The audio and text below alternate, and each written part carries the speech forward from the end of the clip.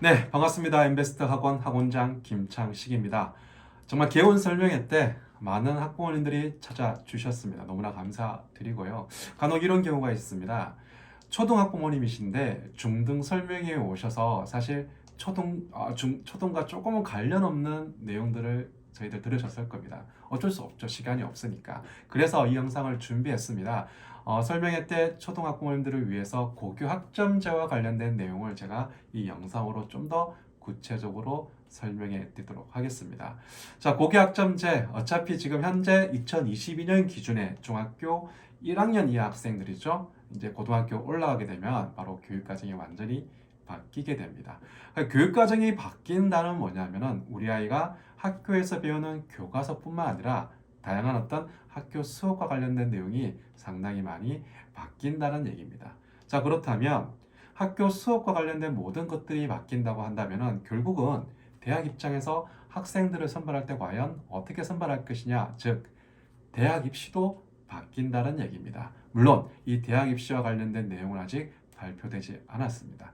자, 고교학점제와 관련된 내용들은 상당히 결정이 됐어요. 교육과정. 물론 교과서에 대해서는 아직 결정이 되지 않았죠. 하지만 어떻게 운영할 것이다 교육과정을, 그리고 또 내신 평가 방식 같은 경우에도 상당히 많이 바뀌었습니다. 자, 그 내용들을 제가 핵심 사항만 짚어서 여러분들한테 전달해 드리도록 하겠습니다. 자, 결국은 그거예요. 지금 현재 학부모님 같은 경우에 가장 궁금해하는 게 과연 고교학점제 시대에서 대학 입시는 과연 어떻게 될 것인가 많이 궁금해 하실 텐데요. 어떻습니까? 지금 현재 교육부 장관은 이런 얘기를 했죠. 그죠? 사실 많이 바뀌지 않을 것 같습니다. 세세하게 미세하게 변화가 있을 거라고 생각이 들지만 큰 틀은 바뀌지 않겠다. 이렇게 말을 했네요. 자, 이게 참 곤란한 말입니다. 왜냐하면 고교학점제는 기존의 교육과정과 상당히 많은 것들이 바뀌게 되거든요. 그러면 대학 입시도 상당히 많이 변화되어야 될 것 같은데 지금 이 정부에서는 변화시키지 않는다고 하니까 이 또한 또 혼란이 가중되는 것 같습니다. 일단은 지켜보죠. 2024년 2월에 발표한다고 하니까 한번 지켜봅시다. 물론 이 영상에서 조금은 예상해 보겠습니다. 차후에. 자, 그 다음에 또 중요한 포인트죠. 사실 고교 학점제가 시행된다고 한다면은 외고, 국제고, 자사고 학교가 사실은 일반고로 전환돼야 되는 게 맞거든요.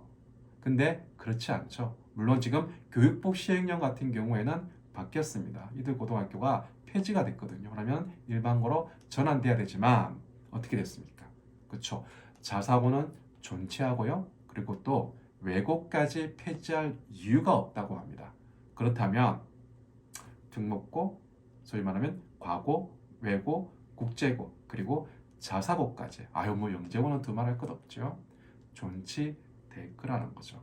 자, 그러면 고교 학점제 시대에서는 과연 이들 고등학교에 재학한 학생들이 대학 입시를 치를 때 과연 어떻게 될까? 이것도 제가 추후 영상에서 구체적으로 말씀드리겠습니다.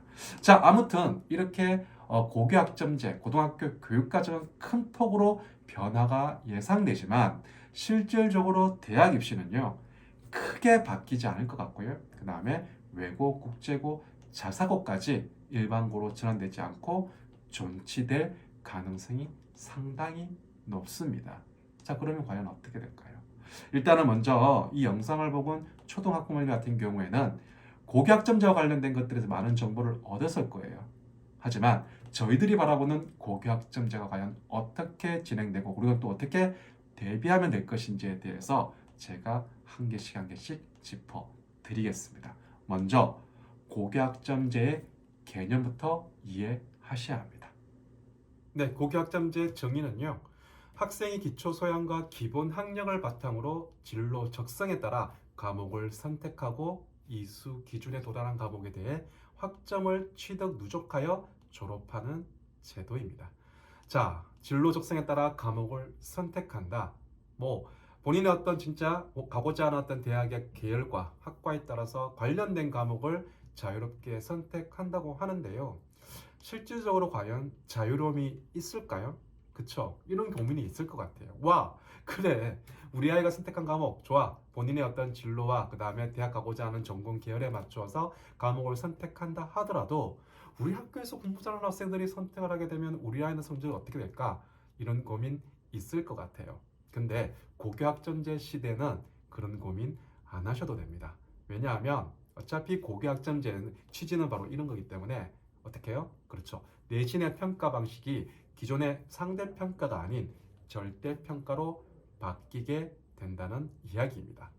자, 이렇게 본인이 어떤 진학하고자 하는 전공 계열에 맞춘 교과목을 자유롭게 선택함으로 본인이 열심히 공부하면 그 과목에 학점을 따게 됩니다. 그러면 그 학점을 딴 걸 가지고 뭐예요? 누적해서 졸업하는 제도가 바로 이 고교 학점제입니다. 자, 그러면 이런 고민도 하실 수 있을 것 같아요.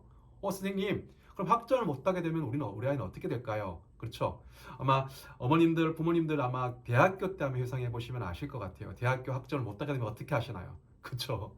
계절학기라는 걸 듣게 되는 거죠. 그죠? 그런 식이겠죠. 마찬가지입니다. 고교학점제 시대에서도 본인이 학점을 못 따게 되면 일정 수준의 점수에 도달하지 못하고 한다면 그 과목을 내서 이수를 못하게 됩니다. 자, 그러면 우리나라 교육 환경에서 만약에 고등학교 졸업을 못 시킨다? 이거 말이 안 되는 거거든요. 어떻게든 간에 졸업을 시켜 드립니다. 그래서 미수 제도라는 걸 도입해서 아마 점수에 도달하지 못하는 학생한테 대체 이수라든지 아니면 다른 방식을 통해서 그 과목을 이수할 수 있게끔 그렇게 제도적으로 완비되어 있습니다. 물론 여기에서 조금 문제점들은 있기는 합니다. 그거 제가 추후의 영상으로 말씀을 드리도록 하겠습니다. 아무쪼록 이 고교학점제는요, 본인의 진로와 진학하고자 하는 전공 계열에 맞춰서 교과목을 자유롭게 선택할 수 있고, 거기서 일정 수준에 도달하게 된다면 학점을 따게 되는 이런 제도가 바로 고교 학점제입니다. 자, 그러면 이 고교 학점제에서 여러분들이 주목해야 될 요소들이 있습니다. 그게 뭐냐면은 이런 거죠. 교육과정 변화. 많은 어떤 여러분들이 설명이라든지 영상을 통해서 많이 들어보셨을 것입니다. 고교 학점제 어떤 교육과정 변화에 대한 부분. 그 부분에 대해서 설명을 드릴 거고요. 그 다음에 두 번째는 그거죠. 내신 평가 방식의 변화. 이것도 중요한 포인트거든요. 그러면 과연 내신 평가 방식이 어떤 식으로 달라지고 과연 어떻게 준비하면 되는지에 대한 대비하면 되는지에 대한 그런 부분도 알려드리겠습니다. 그리고 마지막으로 이거죠. 아주 중요한 부분입니다. 대학 입시는 과연 어떻게 바뀔 것인가 아직 발표되진 않았지만 이 부분도 한번 예상해 보도록 하겠습니다. 다음 영상에서 조목조목 짚어드리겠습니다.